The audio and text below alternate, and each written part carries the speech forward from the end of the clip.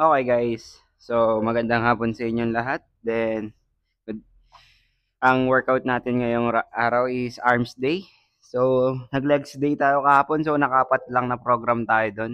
Medyo may tama tayo kahapon, medyo masama yung pakiramdam, pero at least nag-workout pa rin tayo. Hindi tayo nagpadala doon sa nararamdaman natin na parang tinatamad na hindi natin masabi. So, ganoon talaga ang pag-gym guys. Minsan, tsetsempuhan ka talaga ng sarili mo na parang tatamarin ka sa mga bagay na ginagawa mo. So, ikaw pa rin magde-decide kung tutuloy ka o hindi. Pero kahit pumitik ka lang, okay na yun. Plus point na yun sa katawan mo. Pero syempre, pag pumitik ka, dapat andun pa rin yung tamang ginagawa. Okay? So, ngayon, arms day, bicep lang tayo. So, workout na tayo guys. Pag nagustuhan mo tong workout natin ngayong araw, mag-comment ka at mag-subscribe.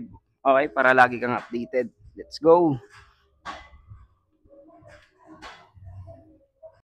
Okay guys, so first workout natin ngayon sa bicep is ah easy bar standing. Okay.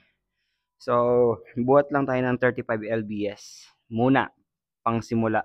Then yung counting dito no guys, gawa kayo ng 15. 15 counts tapos bahala na kayo kung ilang set, kung 3 or 4 set. Bahala na kayo kung ilan sa dalawa yung pipiliin nyo. Okay, so ito na. Let's go.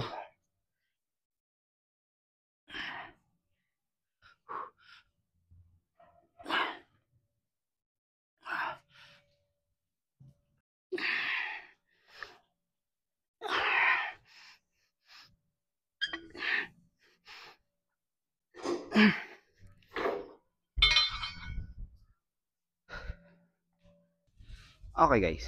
So, tapos na tayo sa easy bar standing. So, next workout naman natin. So, pangalawang workout na natin to. Single arm dumbbell naman tayo. Standing pa rin siya no guys.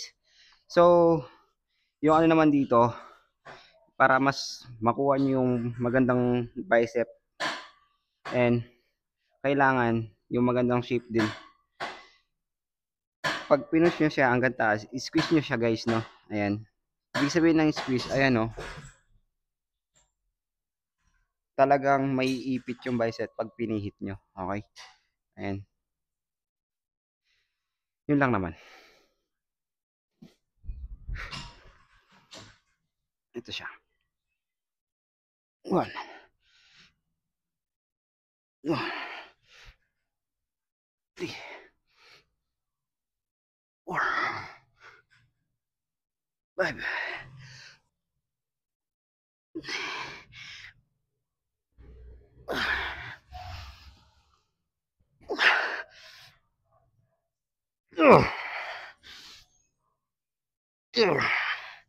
Fuck.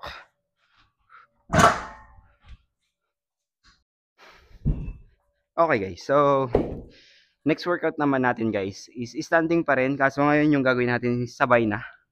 Sabay na yung pagbuhat. Dalawang arms na yun. Okay. So kung kanina single arm lang tayo. So ito sabay na. So dito guys no, yung counting is half lang to no. 1, 2, 3, 4 hanggang 8. Okay. Then yung last dito na siya. Then hanggang dito lang 1, 2, continue lang hanggang 15. Di ba? Naka 8 reps ka kanina. Then, continue mo lang siya hanggang 15. So, ito na. So, try natin tong bubuhatin ko kung kaya natin. Medyo mabigat na to. Heavy na to guys eh.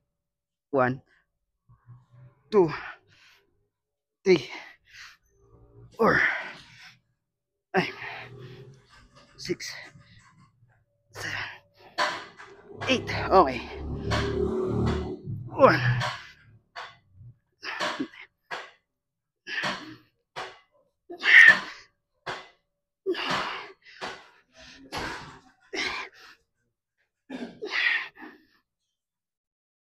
ay, yun na nga. Medyo mabigat siya guys. Pero okay pa rin naman. Pero advice ko lang sa inyo pag ginagawa nyo to, huwag masyadong mabigat, okay? Para mas makuha nyo yung squeeze. Kasi ako kayang-kaya ko pa. Pero pag kayong gagawin nyo to, yung saktong bigat lang para sa inyo. Yun lang naman.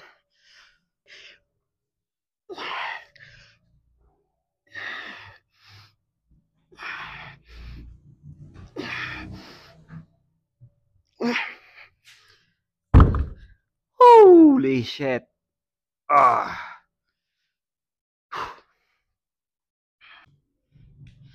Okay guys, so pangapat na workout natin sa bicep, okay. Tama no, pangapat. So yung una yung easy bar, tapos yung standing, single arm, tapos yung sabay kanina.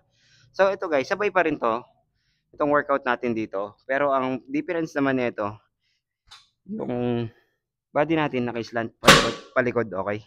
Ayan, tapos yung siko, medyo naiiwan dito. Ayan, dito lang siya no, hindi siya dito. Ayan. Then pag binuhat yung dumbbell, pag ganito lang siya. Ayan, okay. Yun yung angle nung siko ha. Hindi siya nandito pag binuhat. Eto siya, naiiwan siya. Then, yan lang, okay.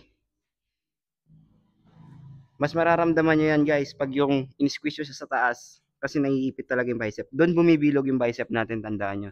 Yung nagkakaulma talaga. Hindi naman talaga doon sa pagbubuhat na mabigat pag nag-bicep ka, okay? Lagi nyo tatandaan yan. So, dati yung bicep ko is parang ano lang, palapad lang siya pero wala siyang bukol. So, ngayon, nakita ko yung progress. Nagkabukol talaga siya, yung parang bumilog yung sa may taas.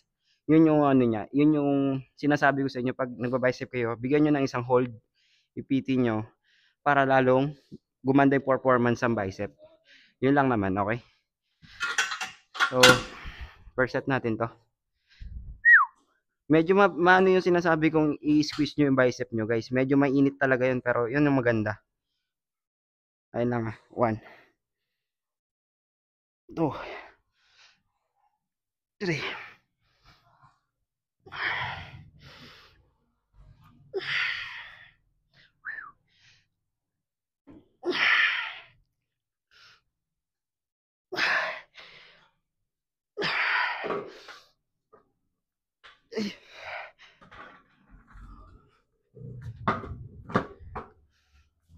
Okay guys, so pang-limang workout na natin to sa bicep, no? So dito pa rin tayo sa bench na to. Yung di-adjust, pwede maging incline, pwede maging flat bench.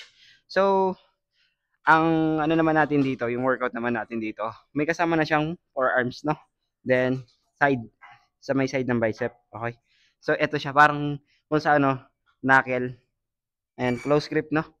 Ayan, pag ganito na siya niyan. So, yung siko pa rin, dito lang siya, ha? Hindi siya nandito, ayan. Standby lang siya dyan, then, 1, 2, okay? So, let's go.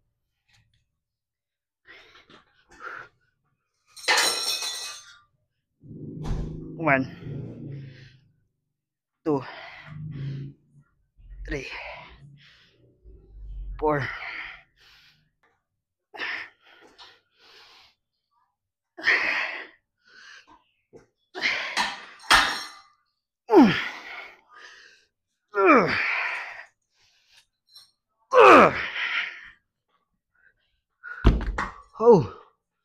oh. Okay guys, so last workout ko na to sa ano, sa bicep. Okay na ako. Enough na ako nun. So ito, dito naman ako sa cable rope. So medyo ibay naman natin yung hawak natin dito. Diba, nakasanayan natin ito. So bigyan naman natin ng konting twist. Okay. So, ayan. 1, 2, 3, 4,